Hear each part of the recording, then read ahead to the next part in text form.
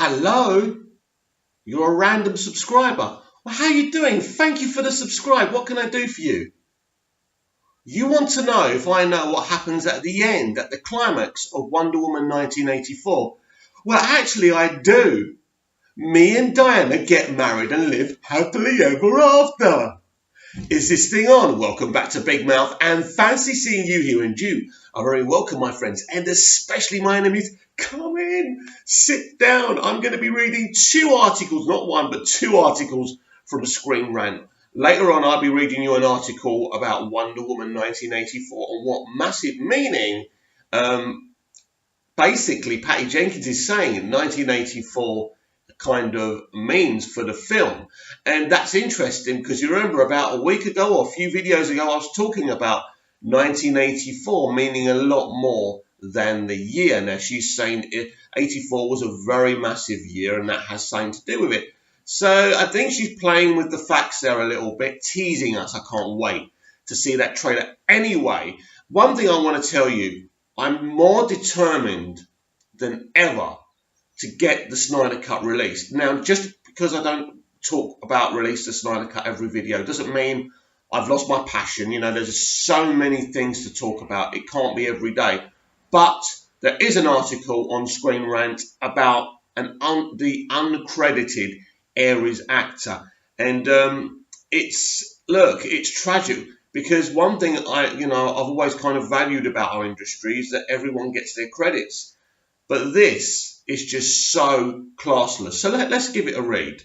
Justice League's real Ares actor wasn't credited. Here's what happened. It's old news by now that Zack Snyder was replaced by Joss Whedon as director of Justice League, and reshoots drastically changed the movie's story, style and tone. But the film itself wasn't the only thing impacted, as many actors saw their parts disappear on the cutting room floor. I mean, that happens all the time, by the way. And at least one actor not only saw his credit disappear, but he also never got paid his residuals, even though he still actually appears in the movie. You see, this is flicking outrageous. This really grinds my gears, as Peter Griffin would say. Right. Nick McKinless, who was cast in the role of Ares for Justice League's history lesson flashback, went through months of intense training to prepare for the role of the Greek god of war. While the theatrical cut still featured him briefly, a significant part of his role was removed, including a one-on-one fight versus Darkseid. Oh my God. It's just heartbreaking. Not only does this guy not get paid or credited, but we don't get to see probably the best sequence in dceu history. Jesus Christ. And he only walked away with a stunts credit despite his contract to play the role of Ares. That's interesting. So he only walked away with a stunts credit despite his contract to play the role of Ares. So I'm assuming he did actually get paid for the stunt bit. But if he's claiming something else, let's have a look.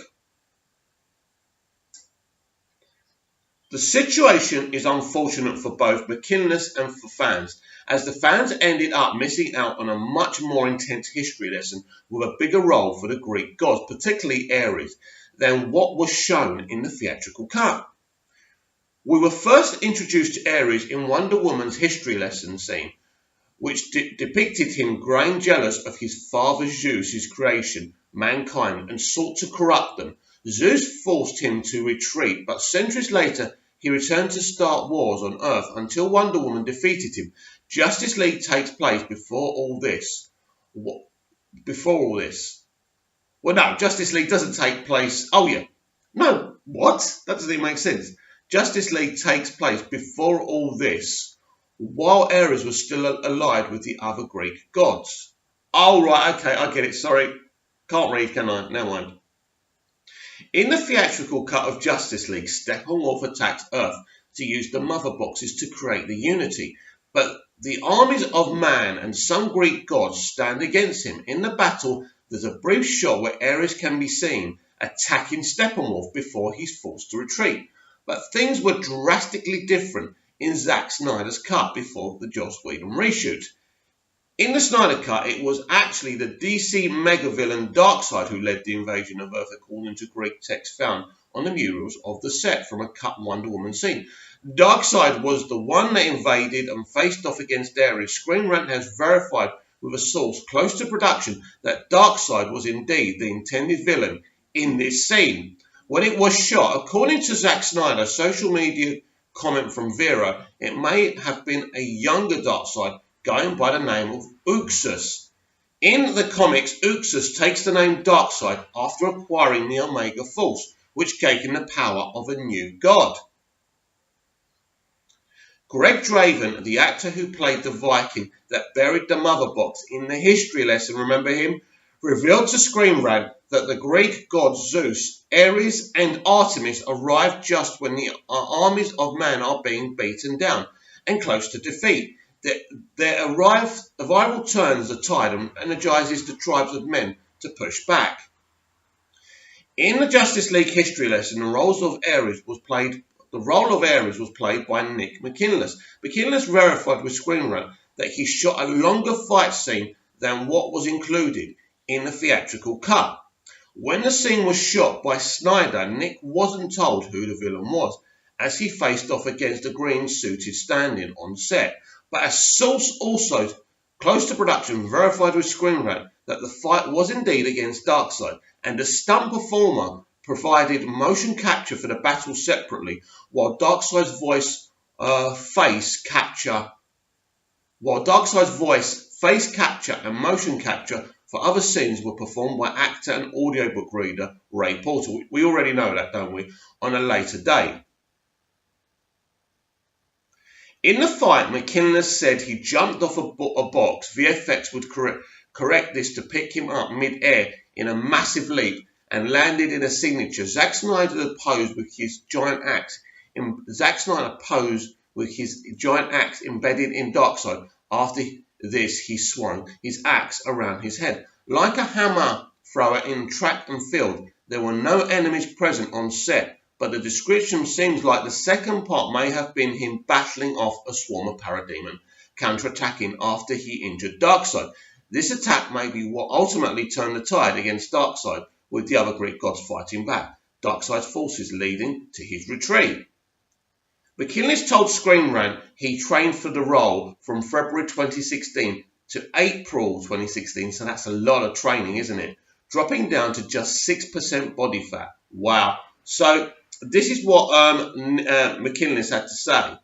Zach, well, I don't understand some of these words. Anyway, I'm going to try and read them. Zach, UFART stunt coordinator, and myself sat in Zach's office and discussed the scene, what look he wanted extensively, and he clearly stated, I would be Ares. It was that way right up until DC stepped in to completely change the makeup and costume after Saka pretty much signed off on our signal ideas.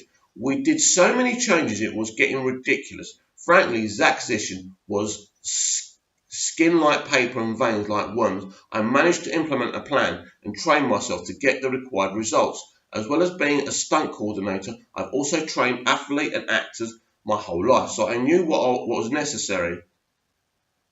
Despite being signed to play Ares, McKinless told Screen Rant his contract specifically says Ares, working with Snyder to establish the character's look and build, and actually appearing in the history lesson in the theatrical cut. David Foolish, who played Ares in Wonder Woman, was ultimately credited as Ares in Justice League, which is interesting because we don't actually see Foolish, do we? So, while McKinless merely gets a stunt credit, meanwhile the other Greek gods, Zeus and Artemis, were properly credited as Sergi Constant, Aurori Lonzero, respectively. McKinless also says he has not received any of the residual pay he expected from Warner Brothers. He says he attempted to contact producers, but he's been unable to get a response. Now there's a surprise. In the theatrical cut, Nick McKinless' face is clearly visible when he jumps at Steppenwolf. After the battle, there's a group shot where Ares takes off his helmet, giving a brief glimpse of what could potentially be David Foolish. But between the two actors, McKinless clearly put in more work and has a larger presence and more screen time. And as he said, he was contracted to play the role of Ares I didn't realise David Thewlis was actually playing Ares in this film, and I didn't realise he was in the film, but obviously blink it and you miss it situation. So it seems like Warner Brothers may have a contractual issue to clarify or work out here. It's not uncommon for multiple actors to be credited for the same character when relevant. The Imaginarium of Dr. Parnassus even credited 6 actors for the same character when Heath Ledger died before the movie was done and got replaced by different actors in different scenes, although that's a pretty unique situation, isn't it, Swing Round? With the massive cuts and reshoots to Justice League, it shouldn't be a surprise that behind-the-scenes issues extended beyond simple changes to the film, as accounting for each actor's part could get messy when so many parts were cut or shortened.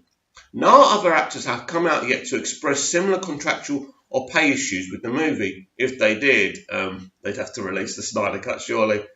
But this would be an understandable concern for Warner Brothers releasing the Snyder Cut of Justice League. Not only do they have the cost of completing the film's VFX, if they haven't been completed already, and there's conflicting rumours, isn't there, and music, sound mixing, but also reaccounting for all lost and shortened parts, potentially resulting in even more money going to any actors impacted by the changes, especially if there are more cases like McKinley's. Nevertheless, with Snyder confirming his cut of the movie does exist and an incessant fan campaign for Warner Brothers to release it, those are all issues Warner Brothers will likely have to resolve eventually. Well, that's interesting. Now, I think it's, Stephen M. Colbert wrote that, of course, because I think he writes most of the Snyder Cut of Justice League articles. It's a really interesting article.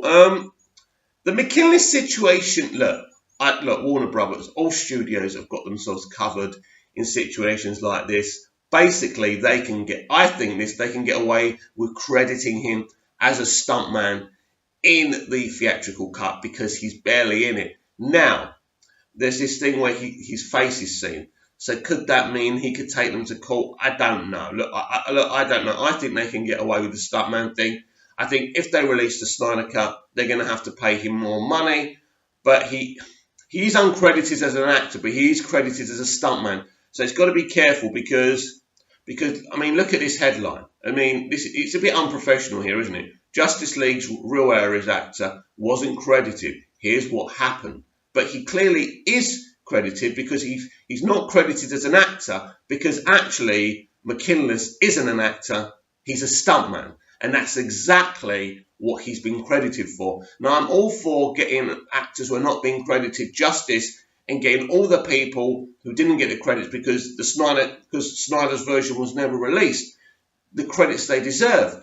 But this, I'm not too sure. I think McKinley's got the credit he deserved. As I say, if there's more of him in the Snyder Cut, then he should get paid and get credited as an actor if that's what the studio decide. But quite personally, I don't think there's a story here, and that's just my opinion. So I'm going to pause this, and I'll be back with that Wonder Woman 1984 article.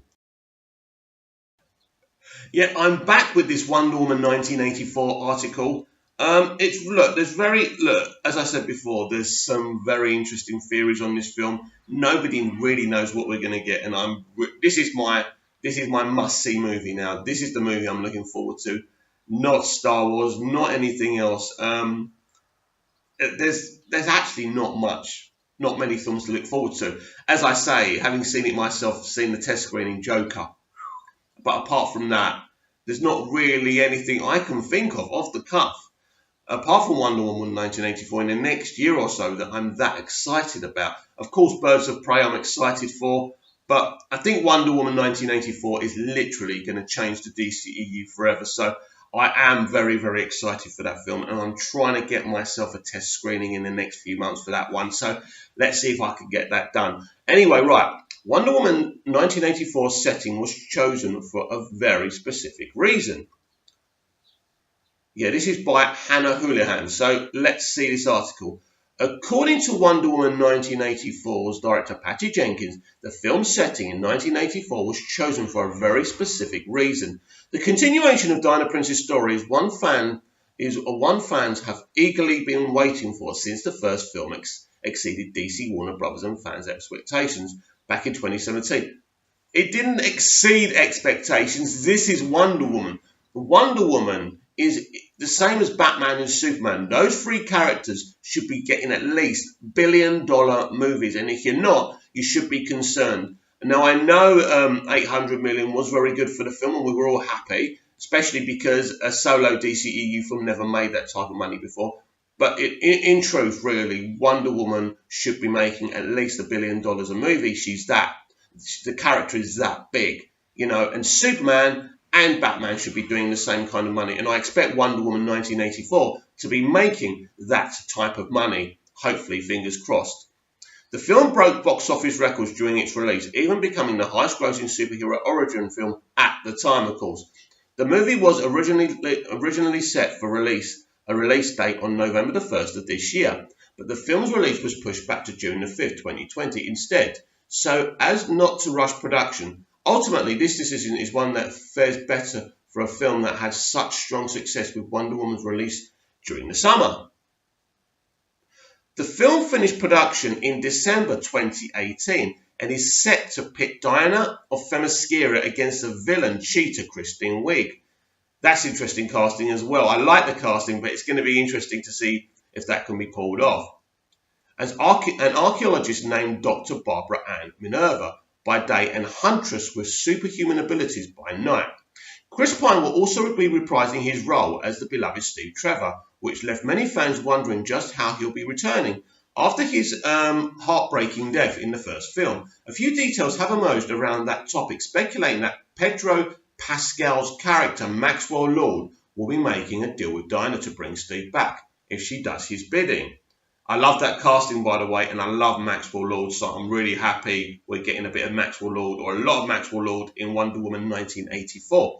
It turns out that the year mentioned in Wonder Woman 1984's title also holds significance to the plot. During an interview on Deadline's Crew Call podcast, director Patty Jenkins explained that 1984 itself is definitely a very evocative to what's important in that movie and resonates with right now, adding that she thinks it was the pinnacle of the success in the 80s. She went on to explain that there's something about the excess of that period of time which is so linked up to where we are in the world right now that it's set for I'm terrible, aren't I? That it's set there for a reason. I called this out a while ago. There is a reason why it's in 1984 and what 84 actually means and is. Is it just a year or is it a world? So that's interesting. But I do think there's a connection there. And I don't know exactly, but I'm very interested. I'm very, very interested just to see what this film's actually about. I don't even think the first trailer is going to tell us that. As evident from the first Wonder Woman, Jenkins makes the setting a character in its own right. One scene in particular, which featured Dinah running through bombs and gunfire in no man's land, heightened the horrific atmosphere of the First World War, turning warfare into another villain that played a key role in the film's narrative. It's likely that Jenkins will make a similar decision and portray the excessive and extreme atmosphere of the 80s as a central character as well. Look, do you know what? I love youth. I love the youth of today. They're so funny. Let me read this again. The portray the excessive and extreme atmosphere of the 80s. Look, I remember the 80s, and they weren't extreme and they weren't excessive. But look, yes, we were different to you people today. We weren't taking ourselves too seriously. We enjoyed life. We had great TV and great film. Look, it was a great time. But extreme atmosphere, the excessive of an extreme atmosphere. What? Sorry, whatever your name is. I just quoted your name earlier. That's ridiculous. A lot of the hype surrounding Wonder Woman 1984 stems not only from the success of its predecessor, but from how many times its director and the production around the film have broken the glass ceiling. Oh, God. Not only did Patty Jenkins help knock down the door oh, God. Should I just read this and laugh at it, yeah? Helped knock the door for other women to tackle directing superhero movies like Anne Boden's recent work co-directing Captain Marvel. How can you even say that or compare what Patty did with Wonder Woman with a straight face? But she's consistently fighting. Look, this is just the funniest thing. Fighting for equality in the industry. Wonder Woman set a new standard for the industry and continues to do so. It's exciting to see the wave of inspiration that stood evoked years later.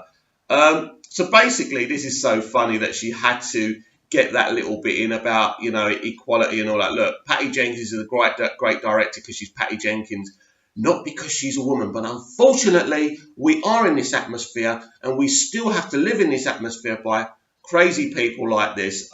You could tell I didn't read all of this article, I probably wouldn't have read it. But you know what? I'm glad I did read it because it is an interesting article. And, Patty does hint there that 84 has a big connection to this film's kind of narrative and the connection to the modern era as well. But why?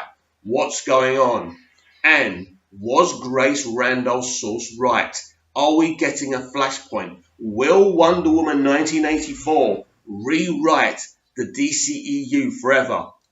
I think absolutely, definitely yes. And as soon as I've got something solid on that, and believe me, I'm trying to find out, I will reiterate it to you. So what do you think? What do you think about Nick McKinless and him not getting credited as an actor on Justice League, but being credited as a stuntman? I think that's because he is a stuntman. So I just don't feel that there's a case to answer there for Warner Bros. I'm just being honest. I know some people won't like that. So I think really, he's a stuntman. It's as simple as that. But please tell me what you think. Of course, you don't have to agree with me. That's the whole point of the channel. And Wonder Woman 1984 is called 1984 for a reason. And its connection to the modern era. What could that mean? Thoughts and theories down below in the comments, please. And I shall see you next time in tomorrow's DCEU Daily.